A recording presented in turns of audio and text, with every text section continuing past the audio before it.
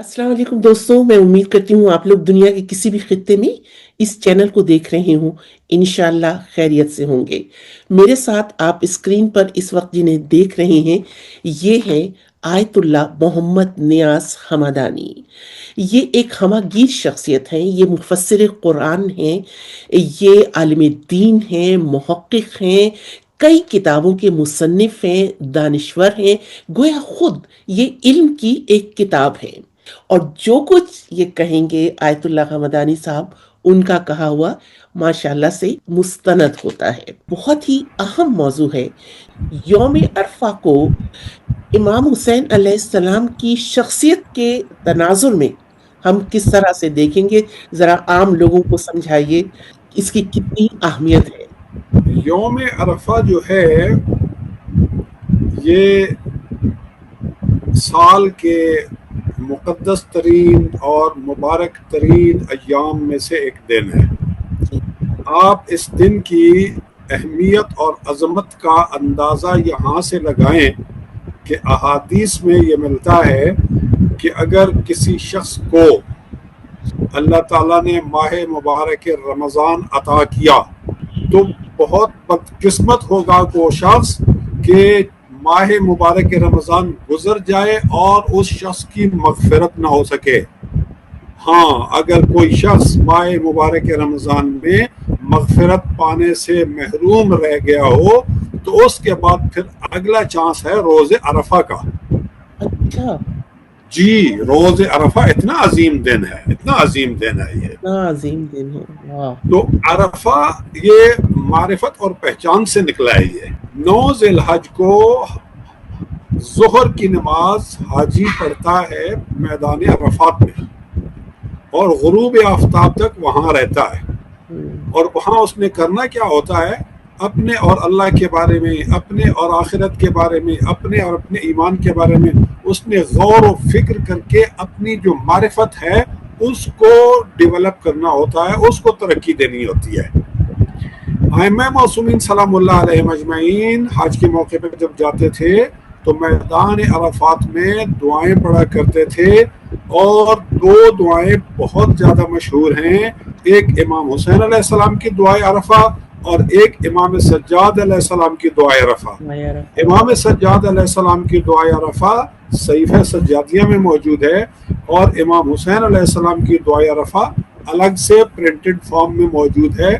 और अल्लाह ताला का एहसान अजीम है, उसने मुझे भी इस दुआ का सलीस उर्दू में तर्जुमा करने की सआदत अता फरमाई है। अच्छा, माशाअल्लाह। इमाम हुसैन अलैहिस्सलाम के हवाले से जब हम बात करेंगे मैदान अरफात की और दुआए अरफा की जी, तो मेरा तो ये मानना है कि अगर मैदान करबला वाले हुसैन को आपने पहचानना है कि वो खुदा के साथ जुड़ा हुआ कहाँ पे खड़ा हुआ है, वो मारिफत इलाही में किस मकाम पे है, वो अपनी ज़ात के इरफान में किस मकाम पे है, वो इस कायनात की हकीकत के इरफान में किस मकाम पे है, तो आपको इमाम हुसैन अलैहिस्सलाम को मैदान अरफात में दुआए अरफा पढ़ते हुए देखना होगा। जो आशूरा वाला हुसैन है ना, वो आशूरा वाला हुसैन असल में अरफात वाला हुसैन है। ये अरफात वाले हुसैन अपने अली का इजहार हो रहा है आशूरा में। तो इमाम हुसैन अलैहिस्सलाम ने इंसान की जिंदगी में मारिफत के जितने भी अहम पहलू हैं जिनको कुरान शरीफ ने अपने मुख्तलिफ सूरतों का मौजू बनाया है, मैं बगैर किसी झिझक के और बगैर किसी खौफ तरदीद के ये कह सकता हूँ कि मारिफत का जो समंदर अल्लाह ताला ने कुरान शरीफ की सूरत में अता किया है, इमाम हुसैन अलैहिस्सलाम ने दुआए अरफा की शक्ल में उसको समराइज कर दिया। तो इमाम हुसैन अलैहिस्सलाम की दुआए अरफा को पढ़े बगैर अरफात में इंसान वो मारिफत हासिल नहीं कर सकता जो उसे करनी चाहिए वहाँ पर। वो अरफात वाली मारिफत है जो इमाम हुसैन अलैहिस्सलाम को उस मकाम पे लेके जाती है कि वो करबला में پھر اپنی عظمت کا اظہار کرتا ہے اللہ کی بندگی والے معاملے میں کہ بندگی کی معبود کے سامنے عبد کی ایک ایسی کیفیت، ایک ایسی تصویر نظر آتی ہے جو انبیاء کی پوری ہسٹری میں کہیں نظر نہیں آتی. یعنی جو کچھ انبیاء کی ہزاروں سالوں کی تاریخ میں انبیاء نے دکھایا ہے وہ امام حسین علیہ السلام نے صبح عاشورہ سے لے کر عصر عاشورہ تک وہ جو بندگی کا ایک درخشاں چہرہ دکھایا ہے، تو اس بندگی کے درخشاں چہرے کے پیچھے عرفات والا امام حسین علیہ السلام ہے. بڑی مفصل گفتگو اس پہ بنتی ہے، لیکن میں ایک چند جملے جو اس دعا میں اللہ تعالیٰ کی حمد ہے، اللہ تعالیٰ کی ثنا ہے، اللہ تعالیٰ کی تحلیل ہے، اللہ تعالیٰ کی تسبیح ہے، پھر دعا کچھ دعائیہ جملے ہیں. ان دعائیہ جملوں میں سے میں چند جملے تاکہ پتہ چل جائے کہ امام حسین علیہ السلام اللہ سے مانگ کے آ رہے ہیں، تاکہ ہمیں بھی پتہ چلے کہ جب ہم اللہ کی بارگاہ میں جاتے ہیں تو ہم مانگیں کیا، ہم اللہ سے کیا مانگ رہے ہوتے ہیں اور امام حسین علیہ السلام کیا مانگ رہے تھے. ہمیں بتا رہے تھے کہ اللہ کی بارگاہ میں جاؤ تو کیا مانگو. اللہم اجعلنی اخشاک کانی اراک، اے اللہ تو مجھے اپنی ایسی خشیت عطا فرما کہ گویا میں تجھے دیکھ رہا ہوں، گویا میں تجھے دیکھ رہا ہوں. ایک ملازم ہے، ایک نوکر ہے، مثال کے طور پر وہ مالک کا حکم مان رہا ہے لیکن مالک کہیں اور ہے اور یہ کہیں اور کام کر رہا ہے. جب مالک سامنے آ جائے اور یہ مالک کو دیکھ بھی رہا ہو تو پھر اس کی اطاعت کی کوالٹی کتنی اچھی ہو جاتی ہے. اللہم اجعلنی اخشاک کانی اراک، یا اللہ مجھے ایسی خشیت عطا فرما کہ میں تیری ایسی خشیت کے ساتھ تیری عبادت اور اطاعت کروں گویا میں تجھے دیکھ رہا ہوں. وَأَسْعِدْنِي بِتَقْوَاكَ، اور مجھے تقوی کی بدولت سعادت مند بنا دے. وَلَا تُشْقِنِي بِمَعْصِيَتِكَ، اور اپنی نافرمانی کی وجہ سے مجھے بدبخت اور شقی نہ بنا. وَخِرْ لِي فِي قَضَائِكَ، میرے لیے تو جو قضا مقرر کرے، جو فیصلہ مقرر کرے اس میں میرے لیے خیر مقرر فرما. وَبَارِكْ لِي فِي قَدَرِكَ، اور جو تقدیر تو میرے لیے مقرر فرمائے اس میں میرے لیے برکت عطا فرما. حَتَّى لَا أُحِبَّ تَعْجِيلَ مَا أَخَّرْتَ وَلَا تَأْخِيرَ مَا عَجَّلْتَ، یہاں تک کہ میری کیفیت ایسی ہو جائے کہ اگر کسی چیز کو تو نے مؤخر کر دیا ہے تو میں اس میں جلدی نہ چاہوں، اور اگر کسی چیز کو تو نے جلدی بھیج دیا ہے تو میں اس میں تاخیر نہ چاہوں. یعنی مکمل طور پر تیری رضا کے سامنے راضی. یہ اللہ تعالیٰ کے حقیقی عارف انسان کی جو عارفانہ آرزویں ہیں یا جو ہماری عارفانہ آرزویں ہونی چاہیے، امام حسین علیہ السلام ہمیں آرزویں دے رہے ہیں. میں ایک جملہ کہا کرتا ہوں کہ ائمہ معصومین سلام اللہ علیہم اجمعین کی شخصیت کے مختلف پہلوؤں میں سے ایک اہم پہلو یہ ہے کہ ہم یہ دیکھیں کہ ہماری آرزویں کیسی ہونی چاہیے. ہمیں اپنی آرزو ان سے لینی چاہیے. ہم عام طور پہ بدقسمتی سے دنیاوی معاملات میں پھنسے ہوئے لوگ میدان عرفات میں بھی جاتے ہیں، کربلا میں بھی جاتے ہیں، حرم امام حسین علیہ السلام میں بھی جاتے ہیں، وہاں چل کے بھی توسل کر رہے ہوتے ہیں. تو جو مانگ رہے ہوتے ہیں وہ زیادہ سے زیادہ اسی دنیا کی چیزیں مانگ رہے ہوتے ہیں. میری جاب لگ جائے، میری شادی ہو جائے، میری بیٹی کا رشتہ ہو جائے، فلاں مسئلہ ٹھیک ہو جائے، مقدمہ حل ہو جائے، یہ ہو جائے، وہ ہو جائے، وہ ہو جائے. سب اسی دنیا کے چھوٹے چھوٹے معاملات انہی کو لے کے ہم وہاں پر بھی بیٹھے ہوئے ہوتے ہیں. لیکن امام حسین علیہ السلام ہمیں کیسی آرزویں دے رہے ہیں. یہ عظیم آرزو جس انسان کے اندر پیدا ہو جائے تو یہی آرزویں پھر اسے قرب الہی کے اس روحانی سفر پہ لے جاتی ہیں جس کو پھر وہی سمجھ سکتا ہے جو اس سفر کے اوپر جا رہا ہوتا ہے. تو علامہ صاحب یہ بھی ذرا وضاحت کیجئے کہ اس دعا کے کتنی دیر بعد پھر امام حسین کو وہاں سے نکلنا پڑا، حج بھی امام حسین علیہ السلام ہر سال جب حج پہ جاتے تھے ہم، تو اپنے اہل بیت کے افراد کے ساتھ، اپنے اصحاب کے ساتھ مل کر اجتماعی طور پر یہ دعا پڑھا دعا کرتے تھے، پڑھتے تھے.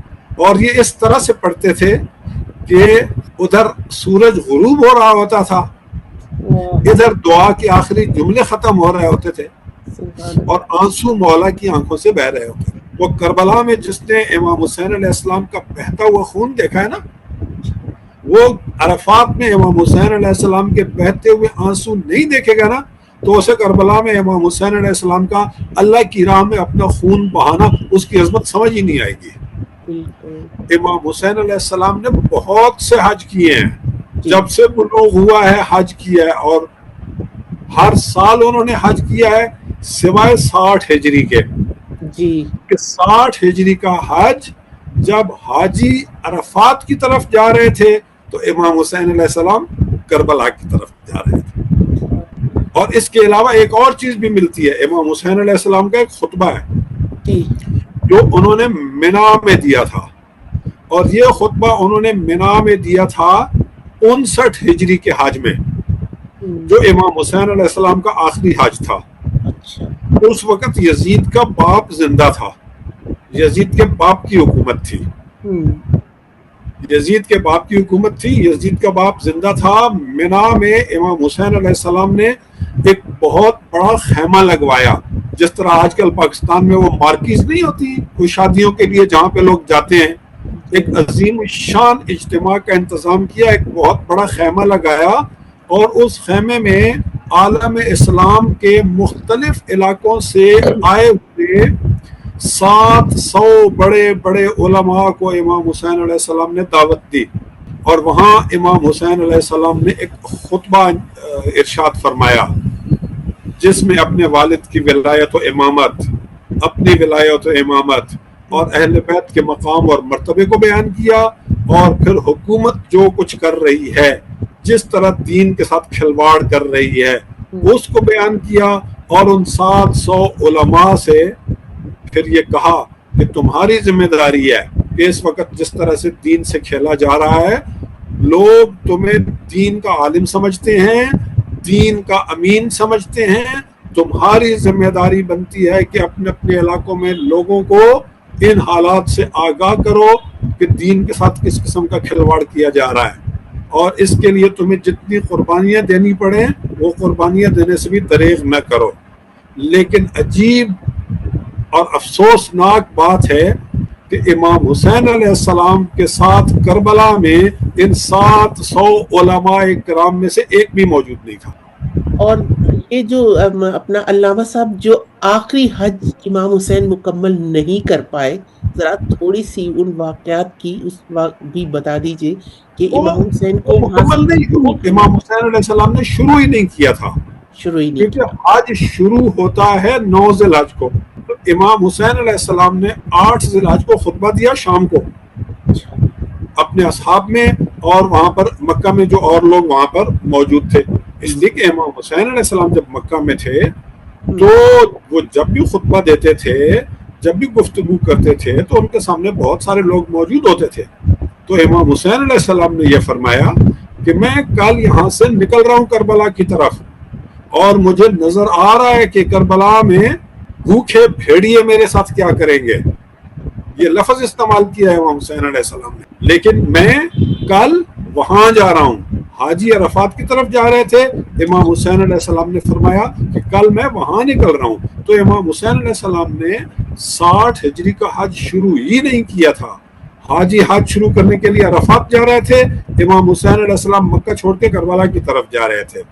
جی، لیکن اس کی کچھ وہ پس منظر ہے نا کہ کیوں پس منظر یہ ہے کہ آپ کو یہ اطلاعات ملی تھی کہ یہاں حاجیوں کے روپ میں دہشت گرد بھیجے گئے ہیں کہ جو حج کے اجتماع کے دوران امام حسین علیہ السلام کو شہید کر دیں گے. تو امام حسین علیہ السلام نے اس کا بھی ذکر فرمایا حرم کی حدود سے ایک بالشت باہر شہید ہو جانا، ایک بالشت اندر شہید ہونے سے میری نظر میں افضل ہے. میں نہیں چاہتا کہ میرا خون حرم کی حدود کے اندر بہا کر حرم کی بے حرمتی کی جائے. تو امام حسین علیہ السلام نے حرم کی حرمت کو بچانے کے لیے اپنے حج کو چھوڑ دیا اور میدان کربلا کی طرف چلے گئے اور لے گئے. تو یہ جو ہے آخری مرتبہ وہ اپنی یہ دعا مکمل نہیں کر پائے، اس کا تو یہی مطلب ہے. ہاں، وہ 60 ہجری میں امام حسین علیہ السلام نے میدان عرفات میں یہ دعا نہیں پڑھی. یہ دعا نہیں پڑھی. ہاں جی، جی اس لیے کہ 60 ہجری میں امام حسین علیہ السلام میدان عرفات میں نہیں تھے. نہیں گئے. بس چلیے علامہ صاحب بہت بہت شکریہ، بہت آپ سے اچھی گفتگو ہوئی، آپ کے وقت کا بہت شکریہ.